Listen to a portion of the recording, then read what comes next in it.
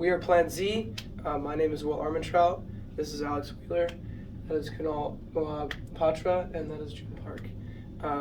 So starting off, we felt like our first and probably the most important task to make sure our robot was future-proof was our drive mechanism. That allowed us to be able to drive forward, to be able to do all the center tasks, and while it doesn't necessarily give us points directly, it makes sure our robot is able to do other tasks even if we haven't designed it. So for our drive mechanism, in the back here and underneath, you guys can see we have a drive axle, or drive gear, attached to an axle gear, which then drives wheel gears. And then we have a very large torque increase between the axle gears and the wheel gears to allow us to have more power in our drive. And while this was pretty effective during the competition, one issue we ran into was the wheels not having enough traction and drive to be able to go back up the ramp, and we will talk about that a little bit later.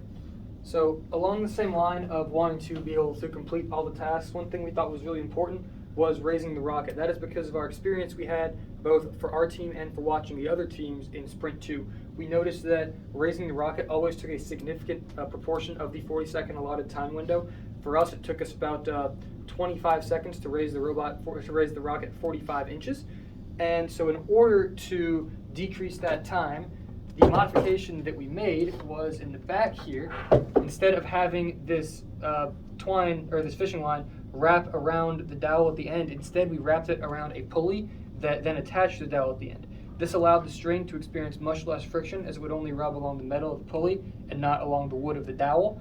And it allowed us to, instead of raising it 45 inches in 25 seconds, it allowed us to raise it 50 inches in 12 seconds. Another task that we found really important was the rescue buzz task, and this is because we saw with a reliable drive mechanism, which we knew was very important from the get-go, the rescuing buzz task can be reduced to just simply knocking buzz off its zone in order to score points. And our initial design for this mechanism was a pusher that ran across the horizontal length of the frame, and this worked in Sprint 1 to score a max amount of points, but however, this knocked off two of the aliens. We weren't maximizing the amount of points possible in this task. So our final design, which really scored the most amount of points possible in the simplest way, was a pusher that's ran vertically down. So we're not hitting the two aliens on the sides. We're getting 6 points for that. But the pusher also have a hinge in the back that would hinge backwards when it contacts Buzz, and basically bring Buzz inside the robot. So that way we can reverse back up the ramp and get a full 36 points for a fully rescuing Buzz plus saving the aliens with a very simple mechanism.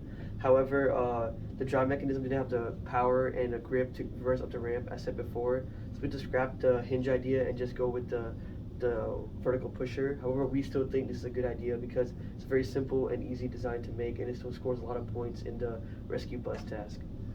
And in order to perform task 4, we created a ball storage here. This is where you can put the balls before and when you're in the ready state, and then once the system is activated, depending on the different height of the switch, as the tray rotates, the tab pushes the switch so that it makes the actuator start.